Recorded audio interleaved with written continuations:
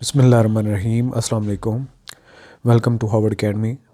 Dear students, aspirants, आज का हमारा ये session audit officer enforcement officer की प्रिपरेशन के हवाले से, उसके एलिजिबिलिटी के हवाले से है और उसके कंटेंट्स के हवाले से डिस्कशन है।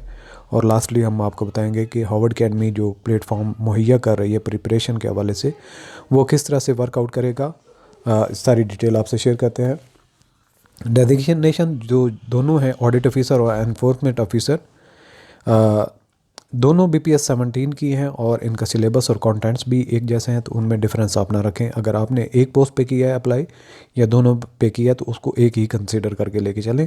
प्रिपरेशन के हवाले से बात कर रहे हैं, तो इस सेशन में आपने जो सिलेबस की आउटलाइंस हैं और इसका प्रिपरेशन का प्रोसीजर क्या होगा और एनरोलमेंट कैसे होगी वो भी आपसे शेयर करेंगे। लेकिन पहले देख लेते हैं जो क्वालिफ़िकेशन रिलेटेड कुछ एस्पिरेंट्स के क्वेश्चंस थे, उनको हम देख लेते हैं।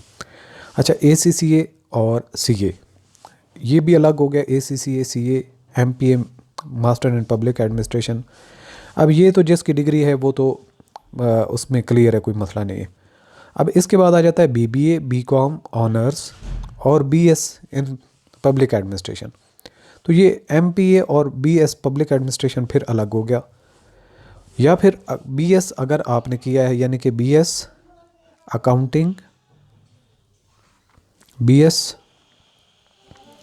इन फाइनेंस, ये बात हो गई।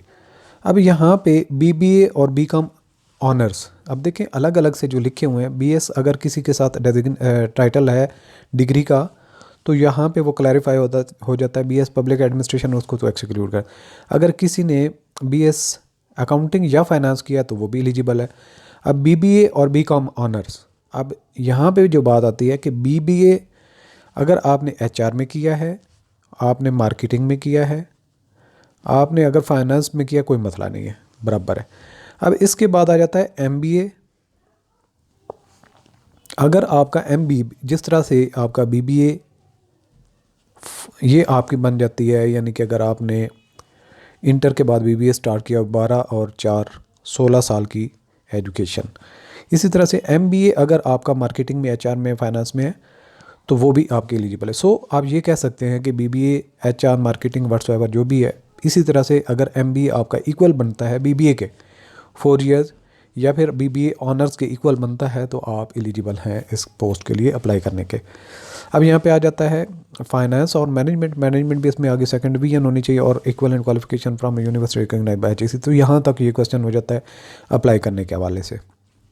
अब हम चलते हैं, मूव करते हैं सिलेबस के हवाले से। 1 पेपर होगा, एक तो 100 मार्क्स का होगा, आपका 90 मिनट्स में मोहित होगा, यानी कि तकरीबन 1 मिनट और 20 सेकंड एक क्वेश्चन के लिए आपके बनते हैं तकरीबन। अच्छा जी, इसके बाद आपका आ जाता है सिलेबस की कंटेंट्स दो हैं। एक 50% जो है क्वेश्चन रिलेटेड टू 50% क्या है, अकाउंटिंग हो। अकाउंटिंग में अब उन्होंने क्लैरिफाई नहीं किया, तो हमें फिनेंशियल अकाउंटिंग भी, कास्ट अकाउंटिंग भी, दोनों कवर करनी पड़ेंगे। इसी तरह से फाइनेंस के रिलेटेड हम कोई बुक नहीं फॉलो करेंगे, बल्कि फ़ाइनेंस के रेलिवेंट जो कॉन्सेप्ट्स होंगे, कॉन्सेप्ट पे उनका एक स्पेसिफिक कोर्स जनरेट कर लेंगे। अब आ जाता है सेल्स टैक्स एक्ट 2012, ये हमें कंप्लीट प्रिपेयर करना है और हर लेक्चर के बाद आपके क्विज़ भी उसमें से जो इंपॉर्टेंट क्वेश्चन बनते होंगे वो भी साथ में कवर करते जाएंगे। इस तरह से आपका फाइनेंस, अकाउंटिंग, और चूंकि ऑडिट ऑफिसर है तो ऑडिट ऑफिसर में हमें फाइनेंस के रेलिवेंट, फाइनेंस को समझने के लिए ऑडिट का समझना ज़रूरी है। तो आपका इन दोनों में हम ऑडिट को भी ऐड करेंगे, क्योंकि ऑडिट ऑफिसर की अगर पोस्ट है तो ऑडिट से रेलेवेंट क्वेश्चन ना हो, ये ऐसा कभी मुमकिन नहीं हो सकता। तो इसको आप फाइनेंस या अकाउंटिंग दोनों के साथ ही मिला के पढ़ लें। यानी कि फ़ाइनेंस को समझने के लिए ऑडिट का समझना ज़रूरी है कि फ़ाइनेंस अल्टीमेटली किस तरह से आप किसी की अकाउंट फॉर करते हैं, या अकाउंटिंग को अपर हैंड जो देता है वो ऑडिट देता है। अकाउंटिंग को जब समझने किया तक और ऑडिट में जब देखा जाता है तो उसको थोड़ा सा ऊपर लेवल पे देखा जाता है। अकाउंटेंट क्या काम करता है, बुक कीपिंग वगैरह, जबकि ऑडिटर उनको चेक करता है। तो ऑडिट का सब्जेक्ट हम इससे एक्सक्लूड नहीं कर सकते, ज़रूर इसके भी कुछ ना कुछ क्वेश्चन आने के चांस है। इसके बाद आ जाता है जनरल एबिलिटी के, जनरल नॉलेज के रेलेवेंट क्वेश्चन होंगे, Pakistan study, current affairs, Islamic studies, general knowledge ये नॉन मुस्लिम के लिए अलग से हो जाएगा, तो ये दोबारा इसको ना पढ़े। जियोग्राफी है, बेसिक मैथमेटिक्स है, इंग्लिश है, उर्दू है, एवरीडे साइंस के क्वेश्चन है और बेसिक कंप्यूटर के क्वेश्चन होंगे। सो ये आपका कंटेंट्स होंगे और हम सारा ही सिलेबस इसमें कवर करेंगे।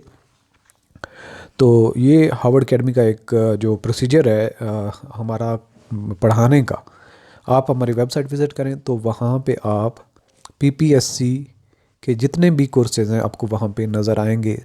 टॉप पे कुछ और हैं, फिर फेडरल पब्लिक सर्विस कमीशन का एरिया है। तो जो पीपीएससी का एरिया है उसमें आपको टॉप पे जो है वो तकरीबन नज़र आ रहा होगा। अगर कहीं इधर उधर भी बाद में वक्तन फ़वक्तन चेंज भी होता रहता है, लेकिन आपकी टैब इसी में नज़र आएगी, ऑडिट ऑफिसर और एनफोर्समेंट ऑफिसर का। जो ही आप इस टैब को क्लिक करेंगे तो आपको ये आउटलाइन भी शो करेगा कि हमारे सिलेबस के आउटलाइंस क्या होंगे।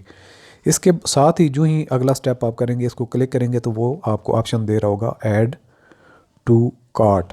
तो कुछ फॉर्म में इंफॉर्मेशन आपसे मांगेगा, ईमेल वगैरह व्हाट्सएप जो मांगता है। उसके बाद फॉर्म को फिल करने के बाद नीचे लिखा होगा चेकआउट। चेकआउट को आपने क्लिक करना है तो वो आपको प्लेस ऑर्डर पे ले जाएगा। प्लेस ऑर्डर करेंगे तो ऑर्डर की आपकी आ जाएगा ऑर्डर नंबर, कि आपका ऑर्डर नंबर ये है, वो आपने हमें शेयर करना है। और फ़ी पेमेंट के ऑप्शंस आपके पास आ जाएंगे 3-4, तो वो आपने उनको जो भी आपको सूट करता होगा वो अवेल करने के बाद हमें आपने व्हाट्सएप पे कांटेक्ट करना होगा। यहाँ पे ये व्हाट्सएप नंबर भी मेंशन्ड है, तो व्हाट्सएप आप हमें करेंगे।